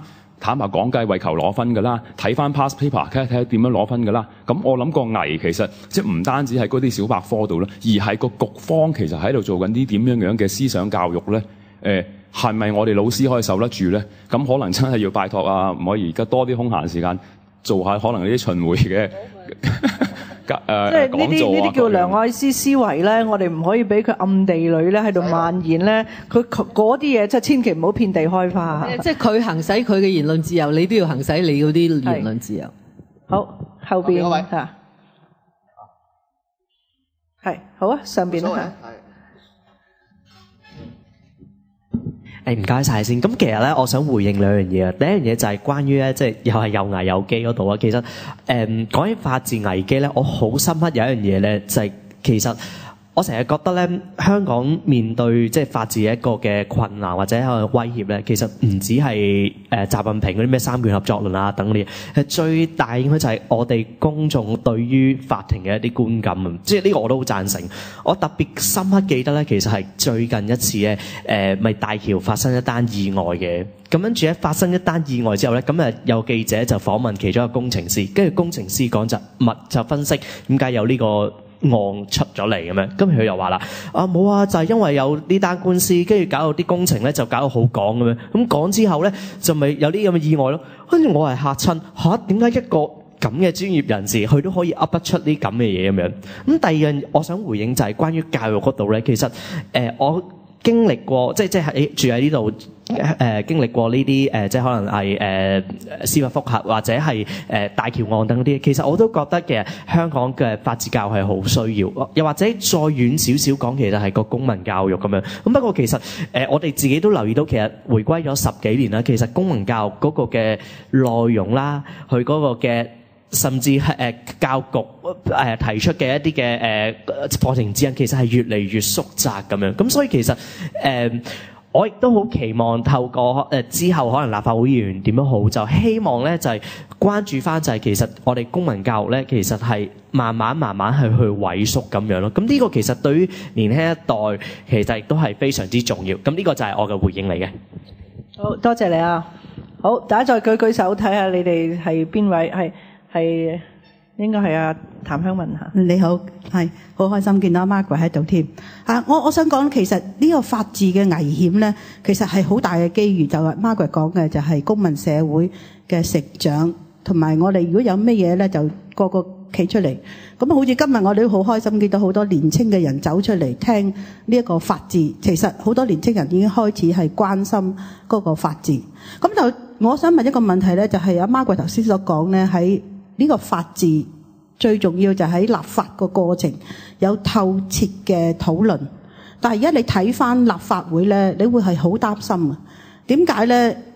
我相信各位都知道葉國謙提出一個即係修改議事嘅規則，議員係只可以一次嘅修訂，作一次嘅修訂，即係話你係削減或者係直情係將議員發言嘅時間空間咧係剝削咗，即係令到你立法嘅過程個透明度就係減少咗，亦都係其實係變相咧就係箍實立法會嗰啲議員佢嘅自由嘅言論，同埋係透徹地審議呢個法例。其實一個好大嘅危機咧，就係將立法會咧箍死咗，變咗咧更加係一個橡皮圖章。你會見到可能有好多惡法走出嚟，將來譬如23條啊，或者更毒嘅惡法係走出嚟，因為你個立法會已經係俾人鉗實咗。嗱，Margaret，你作為一個法律界嘅代表啦，當你睇到咁嘅情況出現，你有咩感想？同埋我哋作為普通嘅市民喺呢個公民社會裏邊，有咩地方我哋可以做？而係配合到鉗制政府咁樣去將個立法會係削弱佢嘅權呢？多謝。我哋聽晒幾位朋友講先嚇。好，呢邊中間係。呢位先。係咁我都係中學老師嘅，有得教通識，我喺度教書嘅。咁就其實我都好努力去到教呢個法治嘅議題啦。咁清晰同啲學生講，譬如話啲普通法係點樣行使喺香港啦，即係同內地點樣唔同啦。佢哋都好用心去聽啊，因為佢哋覺得好陌生，因為佢哋其實覺得完全係唔理解。即係其實我真係諗點解其實除咗我哋教師之外，好似喺其他呢個社會嘅地方咧，冇乜聲音係教咗法律嘅一啲知識，或者好簡單嘅嘢，譬如話電視有冇人講過咧？好記得暑假嗰時候睇一套戲叫做《無聲吶喊》，係韓國一套電影。咁其實好反映翻嗰陣時韓國嘅一個近來嘅一個法律嘅爭議。咁我覺得其實呢套電影一個好好嘅啟示嚟㗎。點解其實一套電影可以令到一個法律重新再審理過，一個案件重新審理過？我覺得呢個社會上有好多人有責任㗎，咁而香港其實除咗教師之外，其實係咪有更多嘅 parties 可以做到更加多嘅嘢咧？咁另一方面咧，其實我覺得教師其實都幾辛苦，即係我自己備課嘅時候咧，備呢個法治嘅時候咧，都用咗好多時間去睇呢啲法律嘅知識啦。咁其實我諗緊，咦，其實我哋需要呢啲嘅專業知識係好都辛苦。其實我哋如果要有心就好辛苦去睇啦。但係如果有啲人如果真係見到教科書講乜我就教乜，咁其實好危險，我覺得呢個係咁，呢個係好想分享嘅一件事咯。好多謝你。我諗下咧，我想即刻插一句咧 ，Margaret 你而家得閒咧，不如咧我哋同你拍10條 YouTube 片，唔係拍10條 YouTube 片，每條片咧10分8分鐘嘅啫，每一次咧係講一個議題，其實就係法治嘅教育，係咪好啊？咁啊真係好啊！我覺得有希望啲就係咧，我好希望咧，第日有機會咧，或者 Ada 可以安排咧，就我見到同啲學校嘅老師傾一傾咧，睇下同學咧提出係咩問題。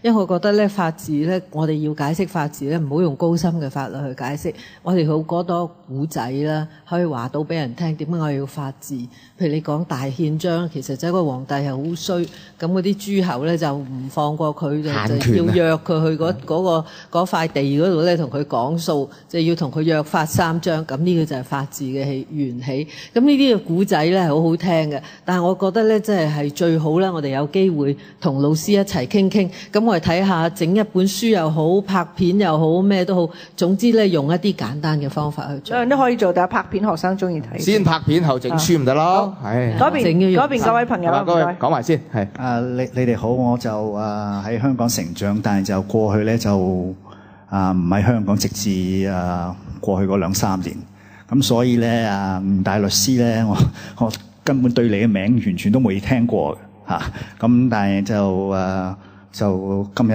嚟到就獲益良多，但係咧我始終想講下咧，我雖然係好喺外國生活啦，就對法律嗰啲同埋人權有興趣，但係認識咧仍然 ABC 都認識唔到。我翻到嚟香港咧，想揾譬如基本法嘅23條嘅緣起，點解會有基本法23條咧？嗰陣時臨立會有一啲嘢咧，我唯一揾到咧就 article23.org 咁有啲咁嘅之後發生嘅事啊嗰啲，但係即係變咗基本認識根本係冇。咁我仍然另外咧，我就想話咧，就即係喺香港呢個環境之下咧，我成日聽見中國嘅各方面嘅人咧，就話咧有一國兩制咧，你嗰個兩制咧就即係似乎咧就冇考慮到一國嘅考慮。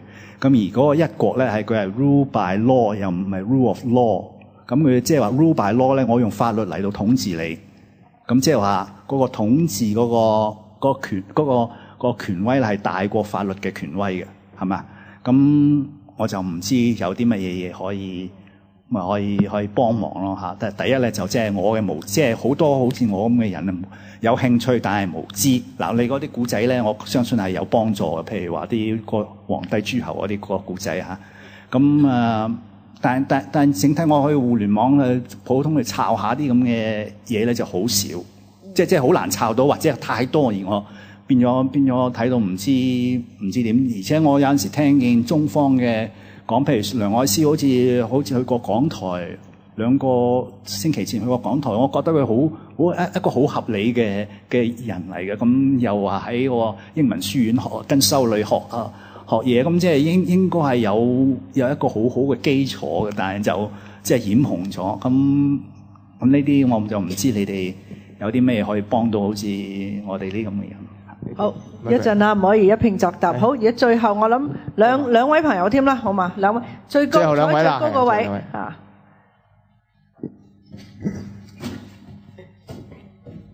Ada， 你真係要扮多啲呢啲，有機會傾多啲。好，大家嚟嘅話，我哋一定繼續扮下。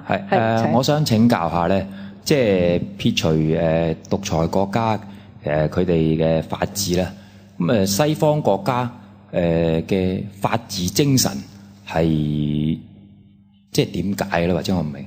另外一個問題，我即係想了解下中國政府點解咁唔願意修改基本法？我係咁簡單。好具體兩個問題，最後呢位係嘛？好，最後一位。最後係呢邊。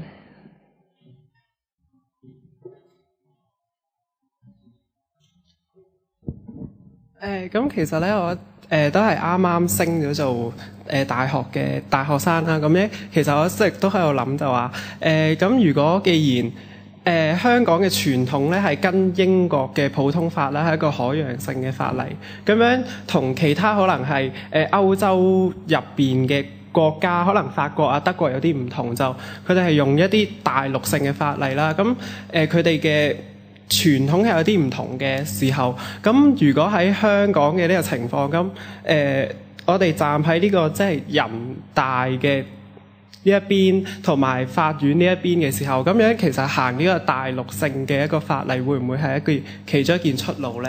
咁同埋喺呢一件事上面，咁其實可以見到一國兩制其實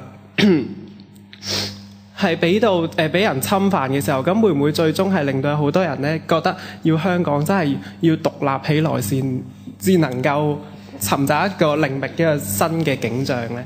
老平又講嘢㗎啦，會。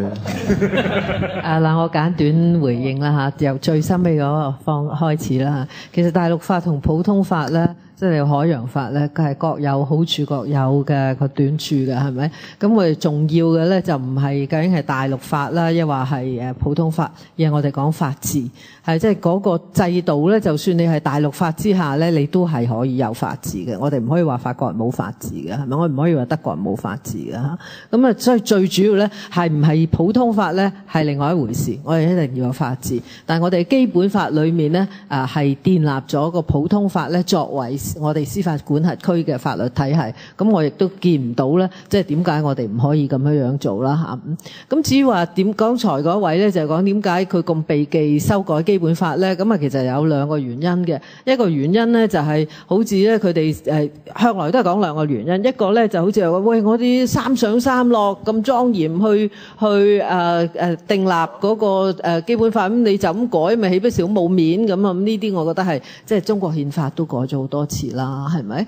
咁咧第二個佢哋俾嘅理由咧就係話咧呢個基本法咧就係要嚟咧反映中英聯合聲明裡面嗰個中國嘅對香港嘅基本方針政策嘅，所以咧佢就唔改得。咁其實咧我覺得兩樣都不成理嘅，因為如果真係唔改得，咁你做咩基本法要有159條去話俾人聽點樣修改基本法啦？你不如收翻嗰個條文啦，係咪？咁我當然覺得係唔應該係隨便修改基本法啦，但係亦都唔等於話我哋係唔可以修改嘅。好似仲有另外一個問題㗎，係咪？另外有一個問題，佢係法治精神。西方嘅法治，西方其實咧喺任何地方咧，當權者咧都好痛恨法治嘅，因為咧呢個咧係會對佢嘅權力咧係受到挑戰㗎嘛。你叫佢即係窒住道氣咁，佢要聽法庭嘅裁決啦。咁但係咧，我覺得最早嗰陣時我講係無知啊、無能啊，呢啲就係其實咧你應該係可以 live with， 即係你喺一個咁樣，你可以應該睇到個法治咧喺一個法治嘅環境裏面咧，去點樣去治理好你自己嗰個國家或者你嗰個區域咯。咁呢啲係絕對做得到嘅，不過啲人呢，就係好多時，我覺得佢哋係好低能，咁咧所以就唔行一啲正經嘅路，就反而咧就行啲好歪嘅路咁樣。咁你睇英國呢，有陣時咧，嗰個咁嘅英國首相咧對上嗰個咧，即係其實貝理雅咧，咁咧佢唔中意法庭嗰啲裁決嘅時候都鬧得好狠喎，咁啊大家都要即係為之側目咁啊，所以壞人咧就無國界嘅，咁即係度度都有嘅。咁啊問題咧就係你身為市民咧，你捍衛法治咧，你就唔理佢嗰個係咩色嘅人咧，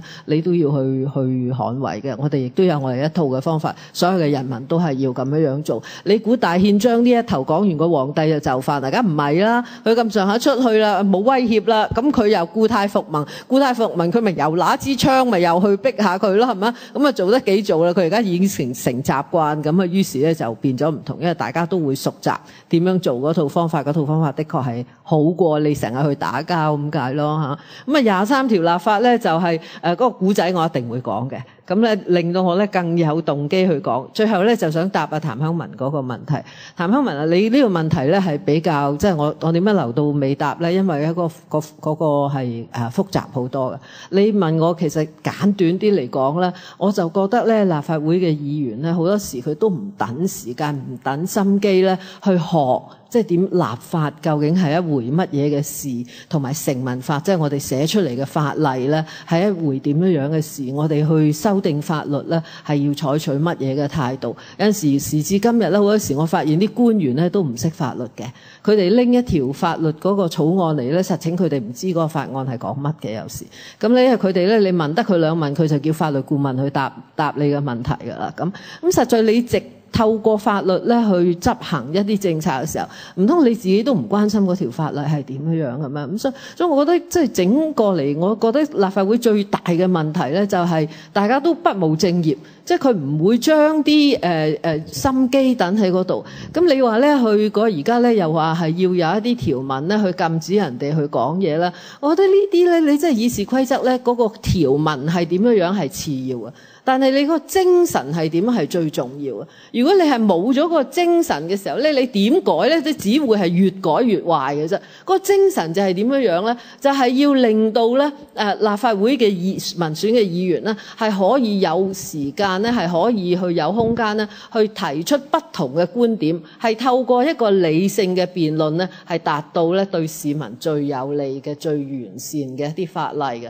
咁邊有人話個議事規則個主要嘅理由咧就係阻止人講嘢，唔好俾人講咁多，咁我哋快快脆脆表決。咁我哋唔使立法會，立法會好多錢㗎。譚香文你都知啦，你做會計咁，你知道立法會嗰個數目。雖然我年年都話你立法機關做咩俾咁少錢佢咁啊，咁啊事實上你睇嗰筆數係好大筆。如果你話係我總之咧夠人夠票，我就通過嘅，所有嘅討論都係多餘嘅，咁你慳翻咯，係咪？你一開頭唔係講下幾多票咁嚇，咁而且我要同你講，如果咧我話我聽咗你嘅意見，可能改變個主意，咁啊辯論可能有用喎。咁為咗減低呢個辯論嘅時間，我話Ada 你講咩都好，我一定唔聽㗎啦。咁啊可以慳翻咯，咁啊梗係唔俾你講啦，因為你講嘢冇用㗎嘛。次次都係43對27㗎，咁唔使開會啦。唔使開啊，咁啊總之報名就得啦。咁你係咪即係結果咧，即係會一個咁荒謬嘅結論咯？咁所以我覺得去循呢啲咁嘅方向去改呢個議事規則咧，真係實在咧係真係非常之個後果咧，一定係只會一條路嘅啫。咁你問我嗰個解決方法係咩？就係取消功能組別啦。我哋都一路講咗好耐，呢個係真正嘅。未取消之前就大家去多啲公民廣場咯，唯有係嘛？喂，Margaret，非常之多謝你嚇，今日嚟到呢度。大家咁多問題，已經好好啊！多謝。我咧就好期待啊，好期待啊！雖然吳靄儀係未應承啊，我好期待你咧就退任呢個立法會嘅議員啦，就有另一樣嘢要做嘅，就係做多啲呢個法律嘅教育工作。咁咧就唔單止係向即係學生，唔單止係向老師，向即係普通嘅香港市民，因為咧可以從 ABC 講故事開始咧，就令到咧梁愛詩思維嘅通識小百科咧。唔好喺度即係影響咁大。所以我好開心，今日新自由風傾下咧，傾到呢樣嘢出嚟，我覺得佢應承咗㗎啦。